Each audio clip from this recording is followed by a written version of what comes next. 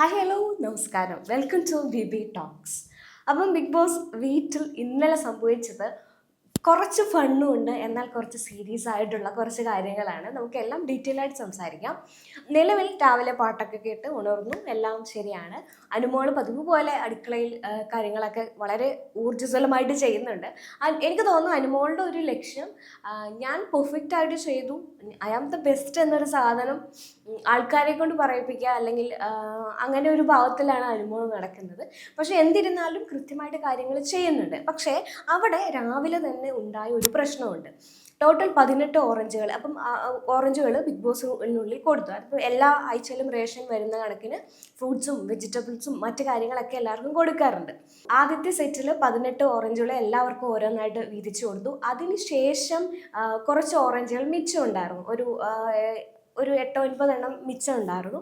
അപ്പം അപ്പം ഇന്ന് രാവിലെ വന്ന് നോക്കുമ്പോൾ അതിനകത്ത് 7 എണ്ണമുള്ളൂ. ബാക്കി ഓറഞ്ച് എവിടെ എന്നുള്ളതാണ് ഇവിടുത്തെ സബ്ജക്റ്റ്. അപ്പം അതും പറഞ്ഞ് എല്ലാവരും സംസാരിക്കുന്നു. അപ്പനി ചോദിക്കുന്നു, ഇത്ര ഓറഞ്ചേ ഉള്ളൂ, ഞങ്ങൾ ഇന്നലെ വിചാരിച്ചു ഈ ബാക്കിയുള്ള ഓറഞ്ച് വെച്ച് ഇന്ന് ഉച്ചയ്ക്ക് നിങ്ങൾക്ക് ജ്യൂസ് എന്തെങ്കിലും അടിച്ചു തരാം എന്നുള്ളതായിരുന്നു ഞങ്ങളുടെ പ്ലാന്. ഇതാരാണ് എടുത്തോണ്ട് പോയത്, ആരാണ് കട്ടുകൊണ്ട് പോയത് എന്നുള്ളൊരു ടോക്ക് അവിടെ സംസാരിക്കുകയാണ്. അപ്പം ഇവിടെ സംസാരം തുടങ്ങുന്നതിന് മുമ്പ്, ഈ മാറ്റർ സംസാരിക്കുന്നതിന് മുമ്പ് ഞാൻ വേറൊരു കാര്യം പറയാം. ഈ തവണത്തെ ബിഗ് ബോസിൽ ഞാൻ ശ്രദ്ധിച്ച കാര്യം, സാധാരണ എല്ലാ തവണ ബിഗ് ബോസിലുള്ള ആൾക്കാരാണെങ്കിൽ ഒരു റേഷൻ ആയിക്കോട്ടെ മറ്റെന്ത് സാധനങ്ങൾ വന്നു കഴിഞ്ഞാലും ഒരാൾ പോയിട്ട് വിളിക്കും, എല്ലാവരെയും വിളിച്ച് ഒരു കോർഡിനേഷനോട് കൂടിയിട്ടാണ് സാധനങ്ങൾ എടുത്ത് പുറത്തേക്ക് കൊണ്ടുവരിക. അത് ചില സമയങ്ങൾ അത് കാണാനായിട്ട് ഒരു ഭംഗിയായിട്ട് എനിക്ക് തോന്നിയിട്ടുണ്ട്. പക്ഷേ ഈ തവണ ഭയങ്കര സെൽഫിഷ് ആയിട്ടുള്ള ആളുകളാണോ അതിൽ മത്സരിക്കുന്നതെന്ന് എനിക്കൊരു തോന്നലുണ്ടായിട്ട്. കാരണം എന്തെങ്കിലും ഒരു സാധനം വന്നു കഴിഞ്ഞാൽ അവനവന് വേണ്ട സാധനം എടുത്തിട്ട് പുറത്തേക്ക് പോരുക എന്നുള്ളൊരു ചിന്ത മാത്രമേ ഉള്ളൂ. ഒരു മറ്റുള്ളവരുടെ ഒരു സാധനം കൂടെ കണ്ട് അതും കൂടെ എടുത്തുകൊണ്ട് പോരുമോ, അല്ലെങ്കിൽ ആളെ വിളിക്കുമോ, ഒന്നുമില്ല. അങ്ങനത്തെ എന്തുകൊണ്ടാണ് അവരങ്ങനെ എന്ന് അറിയില്ല. പരസ്പരം ഒരു ബിഗ് ബോസിനുള്ളിൽ ഗെയിമാണ്, എല്ലാം ശരിയാണ്. എന്നിരുന്നാലും ഒരു ചെറിയൊരു സ്നേഹം, അല്ലെങ്കിൽ ഒരു പരിഗണന, അല്ലെങ്കിൽ ഒരു ചേർത്ത് നിർത്തൽ എവിടെയെങ്കിലും മുൻകാലഘട്ടങ്ങളിൽ കണ്ടിട്ടുണ്ട്. പക്ഷെ ഇവിടെ അങ്ങനെയല്ല. ഭയങ്കര സെൽഫിഷ് ആയിട്ടുള്ള ഒരു 18 മത്സരാർത്ഥികൾ അവിടെ ഉള്ളതെന്ന് ഇത്തരം പ്രവർത്തികൾ കാണുമ്പോൾ നമുക്ക് തോന്നിപ്പോവും. അപ്പോൾ അതുപോലെ തന്നെ ഈ നമ്മുടെ മാറ്ററിലേക്ക് വന്നു കഴിഞ്ഞാൽ അപ്പനിങ്ങനെ സംസാരിക്കുന്നു. അപ്പോൾ ആരും സമ്മതിക്കുന്നില്ല, ഞാൻ എടുത്തു ഞാൻ എടുത്തില്ല എന്നുള്ള കാര്യം പറയുന്നില്ല. അപ്പോൾ അപ്പനിങ്ങനെ വീണ്ടും പറയുന്നതിൻ്റെ ഭാഗമായിട്ട് ഷാനവാസ് അവിടെ പറയുന്നുണ്ട്, ഷാനവാസ് എടുത്തു എന്ന് ഷാനവാസ് പറയുന്നില്ല. പക്ഷെ റേനയോട് പറയുന്നുണ്ട്, നീ ചീസൊക്കെ കൊണ്ട് ഒളിപ്പിച്ച് ഫ്രിഡ്ജിൽ വെച്ചില്ലേ, അത് കളിച്ച് നേടിയ ചീസല്ലേ, അപ്പം നീ അത് മോഷ്ടിച്ച ആളല്ലേ എന്ന് ചോദിക്കുന്നുണ്ട്. അപ്പം പറയുന്നു, അത് ഞാൻ എടുത്തു മാറ്റി വെച്ചു, ശരി തന്നെ. അതിൽ 7 പീസ് ഉണ്ടായാലും ഒരു പീസ് ഞാൻ മുറിച്ച് ചപ്പാത്തിക്കുള്ളിൽ വെച്ച് ഇവിടെ 7 പേർക്ക് ഷെയർ ചെയ്ത് കൊടുത്തു എന്നുള്ളതാണ്. അതിൽ 7 പീസ് ഉണ്ടായാലും ഒരു പീസ് എടുത്തു, അത് ചപ്പാത്തിക്കുള്ളിൽ വെച്ചു, അത് മറ്റുള്ളവരുമായിട്ട് ഷെയർ ചെയ്തു. അപ്പം റെന എങ്ങനെ കള്ളിയാകും എന്നുള്ളതാണ്. അതിൻ്റെ സംഭാഷണ ഭാഗമായിട്ട് ഷാനവാസ് പറഞ്ഞു, ഞാൻ ഒരെണ്ണം എടുത്തു, ഞാനും അത് പീസായിട്ട് മറ്റുള്ളവർക്ക് കൊടുത്തു. ഇവിടെ ഷാനവാസ് എടുത്തു എന്ന് ഡയറക്റ്റ്ലി സമ്മതിക്കുന്നില്ല. പിന്നെ റേന കള്ളിയാണ് എന്നുള്ളത്, നീ ചപ്പാത്തി കള്ളി എന്നൊക്കെ അനുമോളെ വിളിച്ചില്ലേ, അപ്പം നീ ഈ ചെയ്തതും കള്ളത്തരമല്ലേ, നീയും കള്ളിയല്ലേ എന്നുള്ള ടോക്ക് വരുന്നുണ്ട്. അപ്പം അവിടുന്ന് ആര്യനാണെങ്കിലും നവീനാണെങ്കിലും പറയുന്നുണ്ട്, അപ്പം നിങ്ങളും ഓറഞ്ച് എടുത്തു, നിങ്ങളത് സമ്മതിക്കുന്നില്ല, നിങ്ങളുടെ തെറ്റിനെ മാറ്റാൻ വേണ്ടിയിട്ട് നിങ്ങൾ റെനേനെ കുറ്റപ്പെടുത്തുകയാണ് എന്ന് പറയുന്നു. അപ്പോൾ അക്ബറും കൂടെയുണ്ട്. അക്ബറും അങ്ങനെ തന്നെ പറയുന്നു, നിങ്ങളെ തെറ്റ് നിങ്ങൾ ആദ്യം ഏറ്റു പറ. എന്നിട്ട് റെനേനെ കള്ളം പറയും, നിങ്ങൾ ഓറഞ്ച് എടുത്തെങ്കിൽ ഞാൻ ഓറഞ്ച് എടുത്തു, ഞാൻ എല്ലാവരുമായിട്ട് ഷെയർ ചെയ്ത് ഒരു ഓറഞ്ച് കഴിച്ചു എന്ന് പറയാതെ മറ്റുള്ളവരെ കളരാക്കുന്ന ഒരു പരിപാടിയാണ് ചെയ്തുകൊണ്ടിരിക്കുന്നതെന്ന് പറഞ്ഞാൽ അവർ തമ്മിൽ മുട്ടമഴക്ക് വാക്കുതർക്ക വീട്ടിൽ ഷോൾഡർ വെച്ച് ഇടിക്കുന്നു, അങ്ങനെയുള്ള കുറേ പരിപാടികൾ അവിടെ നടക്കുന്നുണ്ട്. പക്ഷേ ഇത്തരം കണ്ടന്റുകൾ വെറും അനാവശ്യമാണ് എന്നാണ് തോന്നുന്നത്. അനാവശ്യമായിട്ടുള്ള ഡ്രാമ ക്രിയേറ്റ് ചെയ്യാണ് ഇപ്പം ബിഗ് ബോസിനുള്ളിൽ മത്സരാർത്ഥികൾ ചെയ്യുന്നത്. പിന്നെ ഇന്നലെ സംഭവിച്ച വേറൊരു കാര്യം എന്ന് പറഞ്ഞാൽ, ഷാനവാസ് ഒരു നല്ല വ്യക്തിയാണ്, അല്ലെങ്കിൽ നല്ലൊരു ഗെയിം പ്ലാൻ ഉള്ള വ്യക്തിയാണ്, നല്ല രീതിയിൽ ആൾക്കാരുടെ ഹർട്ട് ചെയ്യാതെ കാര്യങ്ങൾ ഡീൽ ചെയ്യുന്നു എന്നുള്ളൊരു തോന്നൽ നമുക്ക് ഉണ്ടായിരുന്നു. പക്ഷെ അതെല്ലാം പൊളിച്ചു. എല്ലാം പൊളിഞ്ഞ് തകിടം മറിയുന്ന ഒരവസ്ഥയാണ് ഇന്നലെ നമ്മൾ കണ്ട ഷാനവാസ് ഓൾറെഡി ഞാൻ ഇന്നലത്തെ എപ്പിസോഡ് പറഞ്ഞിട്ടുണ്ട്, അപ്പാനി ശരത്തും RJ വിൻസിയുമായിട്ടുള്ള ഒരു സൗഹൃദത്തിനെ വളരെ മോശമായിട്ടാണ് അവിടെ ചിത്രീകരിക്കുന്നത്. നമ്മൾ കണ്ട പോർഷൻ വെച്ച് നോക്കുമ്പോൾ അധികം വിൻസിയായിട്ട് മിങ്കിൾ ചെയ്യുന്ന അപ്പാനി ശരത്തിനെ നമ്മൾ കണ്ടിട്ടില്ല. എല്ലാവരോടുമുള്ള പോലെ എല്ലാവരോടും ഒരുമിച്ചിരുന്നിട്ടാണ് ഷാനവാസും വിൻസിയും സോറി അപ്പാനി ശരത്തും ബിൻസിയൊക്കെ സംസാരിച്ചിട്ടുള്ളൂ. ഒരു സംസാരമുണ്ട്. അപ്പം ഈ കുട്ടി ഇങ്ങനെ ബിൻസിയെ എന്ന് വിളിക്കുമ്പോൾ അപ്പാനി ശരത്തിനെ ഇച്ചായ എന്ന് പറഞ്ഞ് വിളിക്കുന്നു. ഇച്ചായ എന്ന് പറയുന്നത് കോട്ടയം സൈഡിലേക്ക് ചേട്ടന്മാരെയും വിളിക്കും, അത് വേറൊരു ഫാക്ടറാണ്. പക്ഷെ ഭർത്താക്കന്മാരെയും വിളിക്കും, അത് വേറൊരു ഫാക്ടർ. എന്തിരുന്നാലും ആ ഒരു ചെറിയ സൗഹൃദമുള്ളൂ, അത് 2-3 ദിവസത്തെ സൗഹൃദമുള്ളൂ. അത് ഗെയിമിൻ്റെ ഭാഗമായിട്ട് എന്തും സംഭവിക്കാം, സംഭവിക്കാതിരിക്കാം, എന്തെങ്കിലും ആയിക്കോട്ടെ, അതൊരു ഗെയിമാണ് എന്ന് ഉള്ളത് നമുക്ക് എല്ലാവർക്കും അറിയാം. അപ്പാനി ശരത്തിനെ ഏറ്റവും വിഷമിപ്പിക്കുന്നത് ഈ കണ്ടന്റ് എങ്ങനെയാണ് പുറത്തു പോയിരിക്കുന്നത്. എൻ്റെ ഭാര്യയും കുട്ടികളും വിഷമിക്കുമല്ലോ. അവൾ ഓൾറെഡി അപ്പാനി ശരത്തിൻ്റെ വൈഫ് പ്രഗ്നൻ്റ് ആണ് നിലവിലിപ്പോൾ. അപ്പോൾ അവരെ ഒത്തിരി അത് വിഷമിപ്പിക്കാനുള്ള സാധ്യതയുണ്ട്. ഈ സാധനം നെഗറ്റീവായിട്ട് പോവുകയാണെങ്കിൽ എൻ്റെ ഫാമിലി ലൈഫിനെ ഇത് ബാധിക്കും, എൻ്റെ കരിയറിനെ ബാധിക്കും എന്നുള്ളൊരു ടെൻഷൻ അപ്പാനി ശരത്തിനുണ്ട്. അപ്പം ഇന്നലെ അപ്പാനി ശരത്തിനെ റൂമിലേക്ക് വിളിച്ച സമയത്ത് ഇങ്ങനെ സംസാരിക്കുന്നുണ്ട്. അപ്പം ഈ കഴിഞ്ഞ ദിവസങ്ങളിലായിട്ട് ബിഗ് ബോസ് ഇങ്ങനെ വിളിച്ചിട്ട് കൺസ്പെഷൻ റൂമിൽ വിളിച്ചിട്ട് ഇങ്ങനെ എല്ലാവരോടും സംസാരിക്കുന്നുണ്ട്. മെൻ്റലി ഡൗൺ ആയിട്ടുള്ള ഒരു കൗൺസിലിംഗ് സെക്ഷൻ എന്ന പോലെ സംസാരിക്കുന്നുണ്ട്. അപ്പോൾ അപ്പാനി ശരത്ത് പറയുന്നുണ്ട്, എൻ്റെ ഭാര്യയോടും മക്കളോടും എനിക്കൊന്ന് സംസാരിക്കണം. അപ്പോൾ അപ്പാനി ശരത്തിൻ്റെ ഉള്ളിലെ ടെൻഷൻ ഇവരിലേക്ക് ഈ കണ്ടന്റ് എങ്ങനെയാണ് എത്തിയിരിക്കുന്നത്. എത്രയാണെങ്കിലും ഒരു പ്രഗ്നൻ്റ് ആയിരിക്കുന്ന വൈഫ് നിന്ന് മാറി നിൽക്കുമ്പം എല്ലാവർക്കും ടെൻഷൻ ഉണ്ടാവും. അതേപോലെ തന്നെയാണ് അപ്പാനി ശരത്ത് ഈ ബിൻസി ഫിഷും എങ്ങനെയാണ് അവരിലേക്ക് എത്തിയിരിക്കുന്നത് എന്നുള്ളതാണ് അറിയത്തില്ലാത്ത ആ ഒരു ടെൻഷൻ ആൾക്കുണ്ട്. പിന്നെ നമ്മൾ കണ്ടിരിക്കുന്ന, പ്രേക്ഷകർ കണ്ടിരിക്കുന്ന ലൈവാണെങ്കിലും എപ്പിസോഡാണെങ്കിലും നമ്മൾ കണ്ടിരിക്കുന്നത് അതൊരു നല്ല സൗഹൃദമായിട്ട് മാത്രമേ നമ്മൾ കണ്ടിട്ടുള്ളൂ.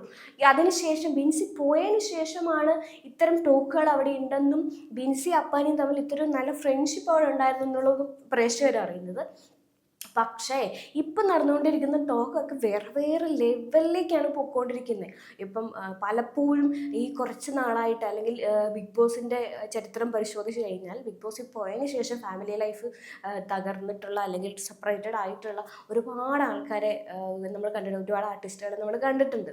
മലയാളത്തിലും തീർച്ചയായിട്ടും നമ്മൾ കണ്ടിട്ടുണ്ട്, ഇല്ല എന്ന് നമുക്ക് പറയാൻ പറ്റില്ല. അപ്പോൾ അങ്ങനെയുള്ളൊരു അവസരത്തിൽ അപ്പാനിനെ ഏറ്റവും ടെൻഷൻ അടിപ്പിക്കുന്ന ഒരു സബ്ജക്റ്റാണത്. അങ്ങനെ ഒരു കണ്ടന്റ് അവിടെയുണ്ട്. പക്ഷേ ലൈവും എപ്പിസോഡും കാണുമ്പോൾ ഈ ഒരു സൗഹൃദം നല്ല രീതിയിൽ വന്നിട്ടുണ്ട്. പക്ഷെ കൂടുതലും ഈ ബിൻസി എലിമിനേറ്റ് ആയി പുറത്തേക്ക് പോകുന്ന സമയത്താണ് ഇവർ ഇത്ര നല്ല സുഹൃത്തുക്കളായിരുന്നോ, അപ്പാൻ ഇവിടെ കരയുമ്പോൾ കരയാൻ മാത്രമുള്ളൊരു ഫ്രണ്ട്ഷിപ്പ് ഇവർക്ക് തമ്മിൽ ഉണ്ടായിരുന്നു എന്നുള്ളൊരു തോന്നൽ വരുന്നത്, ആളിലേക്ക് എത്തുന്നത്. പക്ഷേ ഷാനവാസ് അവിടെ പറയുന്നത്, ഞാൻ ചില കാര്യങ്ങൾ പുറത്ത് പറഞ്ഞു കഴിഞ്ഞാൽ നിൻ്റെ കുടുംബം തകരും. എനിക്കൊരു പെങ്ങളുണ്ട് പുറത്ത് കാത്തിരിക്കാൻ, മീൻസ് അപ്പാനിയുടെ വൈഫിനാണ് അദ്ദേഹം ഉദ്ദേശിക്കുന്നത്. എനിക്കൊരു പെങ്ങളുണ്ട്, അവൾക്ക് വിഷമമാകും എന്ന് പറയുന്നുണ്ട്. പക്ഷേ അവിടെ ഈ സാധനം പറയുമ്പോൾ അപ്പാനിക്കൊരു പേടിയുണ്ട്. ആ പേടി എന്താണെന്ന് നമ്മൾ കണ്ടിട്ടില്ല. പക്ഷേ നമ്മൾ കാണാത്ത ഒരു വശം അവിടെ ഉണ്ടാകുമെന്ന് ഞാൻ വിശ്വസിക്കുന്നു. അതുപോലെ തന്നെ പല പ്രേക്ഷകരും വിശ്വസിക്കുന്നുണ്ട്. അപ്പം അപ്പാനിയെ പേടിപ്പെടുത്തുന്ന എന്തോ ഒരു സാധനം ഷാനവാസിൻ്റെ കയ്യിലുണ്ട്. അത് അപ്പാനിയുടെ കുടുംബത്തിനെയും കരിയറിനെയും ബാധിക്കുന്ന ഒരു കാര്യം തന്നെയാണെന്ന് നമുക്ക് വ്യക്തമാണ്. അതുകൊണ്ട് തന്നെ ഷാനവാസിനെ ഭയങ്കരമായിട്ടുള്ള രീതിയിൽ ഭയപ്പെടുന്നുണ്ട് അപ്പാനി ശരത്ത്. ഇവിടെയാണ് ഷാനവാസിൻ്റെ ഗെയിം പൊളിയുന്നത്. ആ ഒറ്റ കാരണം കൊണ്ട് ശരിക്കും പറഞ്ഞാൽ ബ്ലാക്ക് മെയിൽ ചെയ്ത് പേടിപ്പിച്ച് നിർത്തിയിരിക്കുകയാണ് ശരത്തിനെ. ഈ അവിടെ ഒരു ഗെയിമാണ്, അത് സുഹൃത്തുക്കളാണെങ്കിലും ഓപ്പോസിറ്റ് കളിക്കേണ്ട ഒരു സിറ്റുവേഷന്മാരും അതെല്ലാവർക്കും വ്യക്തമായിട്ട് അറിയാം. പക്ഷെ ഷാനവാസിൻ്റെ ആവശ്യം അക്ബറിൻ്റെ കൂടെ കൂടി ശരത്ത് ഷാനവാസിനെതിരെ കളിക്കാൻ പാടില്ല. അതാണ് ഇവിടുത്തെ മാറ്റർ. ഗെയിമല്ലേ, ആരുടെ എതിരെ കളിക്കാം. അപ്പം ഈ ഒരു സന്ദർഭം കിട്ടിയാൽ ഷാനവാസ് അപ്പാനിക്കെതിരെ കളിക്കില്ല എന്ന് ഒരു ഉറപ്പുമില്ല. അങ്ങനെയുള്ളൊരവസരത്തിൽ ഈ അപ്പാനിനെ ഈ കാരണം കൊണ്ട് പേടിപ്പിച്ച് നിർത്തിയിരിക്കുകയാണ്. അത് ഭയങ്കര ചീപ്പ് കളിയാണ്. എന്തിരുന്നാലും ഷാനവാസിൻ്റെ അതൊരു വെറും വൃത്തികെട്ട ഒരു ഗെയിമായിട്ടാണ്, അല്ലെങ്കിൽ ഗെയിം പ്ലാൻ ആയിട്ടാണ് എനിക്ക് തോന്നിയിട്ടുള്ളത്. അതുകൊണ്ട് തന്നെ അപ്പാനി ശരത്ത്, പക്ഷേ അപ്പാനി ശരത്ത് പുറകേ നടന്ന് കാല് പിടിച്ച് ക്ഷമ പറയുന്നുണ്ട്. എന്നാൽ ഞാൻ ക്ഷമിക്കില്ല എന്നുള്ള രീതിയിൽ തന്നെയാണ് പലപ്പോഴും ഈ ഷാനവാസിൻ്റെ അടുത്ത് സംസാരിക്കാൻ അപ്പാനി ഇനിഷ്യേറ്റീവ് എടുക്കുന്നുണ്ട്. ഇപ്പം ആദിലയും നൂറേനൊക്കെ ആണെങ്കിലും പറഞ്ഞു വിട്ട് സംസാരിക്കുന്നുണ്ട്. ഇവരൊക്കെ ഈ വിഷയത്തിൽ ഇടപെടുന്നൊക്കെ ഉണ്ട്. പക്ഷെ ഭയങ്കര മോശമായിട്ടുള്ള ഒരു റിവഞ്ച് പോലെ ഒരു കയ്യിലെടുത്ത് വെച്ചിട്ട് ഒരു കണ്ടന്റ് ആക്കി വെച്ചിരിക്കുകയാണ് എന്നുള്ളത്. എന്നിരുന്നാലും എൻ്റെ ചിന്തയിൽ, അല്ലെങ്കിൽ ആളുകളുടെ ചിന്തയിൽ ഒരു കാര്യമേ വരാറുള്ളൂ. അപ്പാനി ശരത്തിൻ്റെ വൈഫ് വർഷങ്ങളായിട്ട് കൂടെയുള്ള ഒരു സ്നേഹിച്ച് കല്യാണം കഴിച്ച ആൾക്കാരാണ്. എന്ത് പ്രശ്നമാണെങ്കിലും വൈഫിൻ്റെ അടുത്ത് ശരത്തിൽ എന്ന് സംസാരിച്ചാൽ തീരാവുന്ന പ്രശ്നങ്ങളിൽ ഉണ്ടാവാൻ സാധ്യതയുള്ളൂ എന്നുള്ളതാണ്. 24 മണിക്കൂറും ഓണായിരിക്കുന്ന ഒരു കൂട്ടം ക്യാമറ അവിടെയുണ്ട്. ഏകദേശം 76-80ഓളം ക്യാമറ അവിടെയുണ്ട്. ആ ക്യാമറകളെ വെട്ടിച്ചുകൊണ്ട് ഒരു കാര്യം അവിടെ നടക്കില്ല എന്നുള്ളത് നമുക്ക് എല്ലാവർക്കും അറിയാം. നമ്മൾ മേക്കേഴ്സുമായിട്ട് സംസാരിച്ച സമയത്തും ഈ ഷോ ഡയറക്ടറുമായിട്ടൊക്കെ സംസാരിച്ച സമയത്തും അവർ പറയുന്നുണ്ട് അവരറിയാതെ ഒരു ക്യാമറയിൽ ഒരു വിഷ്വൽ അവിടെ പതിയാതിരിക്കില്ല. അപ്പോൾ ഇതിൻ്റെ സത്യാവസ്ഥ എന്താണെന്ന് നമുക്ക് അറിയാൻ പറ്റും. അല്ലെങ്കിൽ ഫ്യൂച്ചറിൽ ശരത്തിൻ്റെ വൈഫിനെ കൺവിൻസ് ചെയ്യാൻ നമുക്ക് അങ്ങനത്തെ കാര്യങ്ങളൊക്കെ ചെയ്യാൻ പറ്റും എന്നാണ് എൻ്റെ വിശ്വാസം. പക്ഷെ ഷാനവാസ് ചെയ്യുന്നത് വെറും മോശം ഗെയിമാണ്, തരംതാണ ഗെയിമാണ് എന്നുള്ളതാണ് എനിക്ക് തോന്നുന്നത്. പിന്നീടുള്ളത് ഒരു ഗെയിം സെക്ഷനാണ്. അതൊരു ചെറിയ ഫണ്ണി, നേഴ്സറി കുട്ടികൾക്ക് കൊടുക്കുന്ന പോലത്തെ ഒരു ഫണ്ണി ഗെയിംസ്. കുറേ അനിമൽസിൻ്റെ പേര് കൊടുത്തിട്ടുണ്ടാവും. അനിമൽസിൻ്റെ വിഷ്വൽസ് കൊടുത്തിട്ടുണ്ട്. അതായത് ഒരു സാധനം കൊടുത്തിട്ടുണ്ട്, അതിൻ്റെ ബാക്കിൽ പോയി നിൽക്കുക. അതിൻ്റെ ബാക്കിൽ പോയി നിൽക്കുമ്പം എന്തുകൊണ്ട് ഞാൻ ഈ അനിമലിൻ്റെ ബാക്കിൽ പോയി നിൽക്കാൻ മാത്രമുള്ള ഒരു ഇത് എന്താണ് എന്നുള്ളത് എക്സ്പ്ലെയിൻ ചെയ്യണം. എന്നിട്ട് അടുത്തൊരു ടീം വന്നിട്ട് അതിൻ്റെ പിന്നിൽ ആരായിരിക്കും ഈ അനിമൽ, ഇപ്പോൾ എക്സാമ്പിൾ ഒരു ആനയുടെ ഒരു സ്വഭാവം കാണിക്കുന്ന, ഈ ഗെയിമിൽ അത്തരം സ്വഭാവം കാണിക്കുന്ന ഒരു വ്യക്തി അതിൻ്റെ ബാക്കിലുണ്ടാവും. അവരെ ഗസ് ചെയ്ത് കണ്ടുപിടിക്കുക എന്നുള്ളതാണ്. അപ്പോൾ അതങ്ങനെ ഫണ്ണി ആയിട്ട് പോയി. ആ ടീം ഡിവൈഡ് ചെയ്യുമ്പോൾ ബിഗ് ബോസ് തന്നെയാണ് ഡിവൈഡ് ചെയ്ത്. ഇനി നിങ്ങൾ ഗ്രൂപ്പായിട്ട് കളിക്കേണ്ട, ഞാൻ തന്നെ ടീമിനെ ഡിവൈഡ് ചെയ്ത് തരാം എന്നുള്ള രീതിയിൽ ബിഗ് ബോസ് തന്നെയാണ് അത് ഡിവൈഡ് ചെയ്ത് കൊടുക്കുന്നു. അങ്ങനെ ഒരു ടീം കാര്യങ്ങളെല്ലാം പൊയ്ക്കൊണ്ടിരിക്കുന്നുണ്ട്. അപ്പം ഇന്നലത്തെ ബിഗ് ബോസിൽ നടക്കുന്ന കാര്യങ്ങൾ ഇതൊക്കെയാണ്. ഇവിടെ ഞാൻ എപ്പോഴും പറയുന്നുണ്ട്, ജിസേൽ മറ്റുള്ളവരെ വിട്ട് ഗെയിം കളിക്കുന്ന ഒരു വ്യക്തിയാണ്. മറ്റുള്ളവരുടെ അടുത്ത് എല്ലാവരും പറയുന്നു ജിസേൽ കുറ്റം പറയില്ല, ആളുകളുടെ ഒന്നും പറയില്ല, ആരും കുറ്റം പറയില്ല, അവർ ഭയങ്കര ഒരു ക്വാളിറ്റി ഉള്ള ലേഡിയാണെന്ന്. പക്ഷേ ജിസേലിൻ്റെ അടുത്ത് പലരും പല ആളുകളുടെയും കുറ്റം പോയി പറയുന്നുണ്ട്, അതെല്ലാം കേൾക്കുന്നുമുണ്ട്. ജിസേൽ അങ്ങനെ ഒരു വ്യക്തിയാണെങ്കിൽ എനിക്ക് കേൾക്കണ്ട കേട്ടോ. ഞാൻ ഒരാളെ വിലയിരുത്തുന്ന രീതിയിൽ ഞാൻ അയാളെ മനസ്സിലാക്കിക്കോളാം, അല്ലെങ്കിൽ ഞാൻ കണ്ടു മനസ്സിലാക്കിക്കോളാം എന്ന് പറയുന്നില്ല. എല്ലാ ആൾക്കാരുടെയും കുറ്റം ജിസേൽ നന്നായിട്ട് എൻജോയ് ചെയ്ത് ഇവിടെ കേൾക്കുന്നുണ്ട്.